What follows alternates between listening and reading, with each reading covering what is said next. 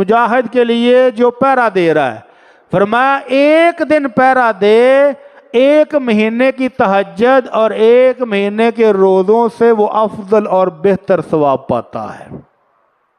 دوسرا انعام، وَإِن مَاتَ فِيهِ جَرَى عَلَيْهِ عَمَلُهُ الَّذِي كَانَ يَعْمَلُ، اگر پہرا دینے کے دوران اس کی شہادت ہو گئی، موت واقع ہو گئی،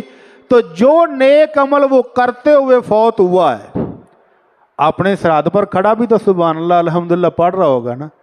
وہ مجاہد دیکھا جو فجر کی اذان پڑھ رہا ہے، سبحان اللہ، نظارہ آ گیا۔ ہمارا ایک جوان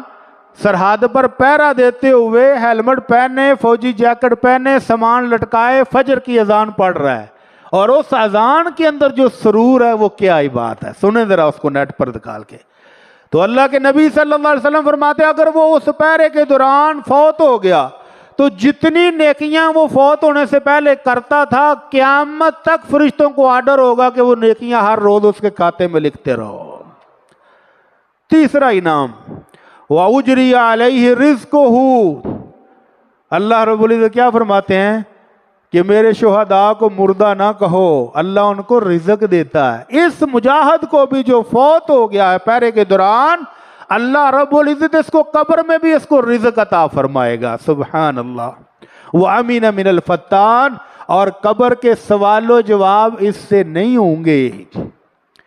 قبر میں سوال و جواب ہوتے ہیں، ہر بندے سے ہوتے ہیں، لیکن اس کو اللہ تعالیٰ اس امتحان سے بھی بغیر امتحان دیے ہی پاس کر دے گا۔ تو صحابہ نے پوچھا اللہ کے نبی کیا وجہ ہے؟ ہر بندے کا امتحان ہوتا ہے، ہر بندے کی آزمائش ہوتی ہے، ہر بندے کو قبر میں آزمایا جاتا ہے، تو یہ جو اللہ کی راہ میں جان قربان کر دیتا ہے اس کا امتحان کیوں نہیں ہوتا؟ فرمایا جب اس کی گردن پر تلوار لگتی ہے تو اس گردن پر تلوار لگنے سے جو زخم آتا ہے یہ امتحان ہی کافی ہو جاتا ہے،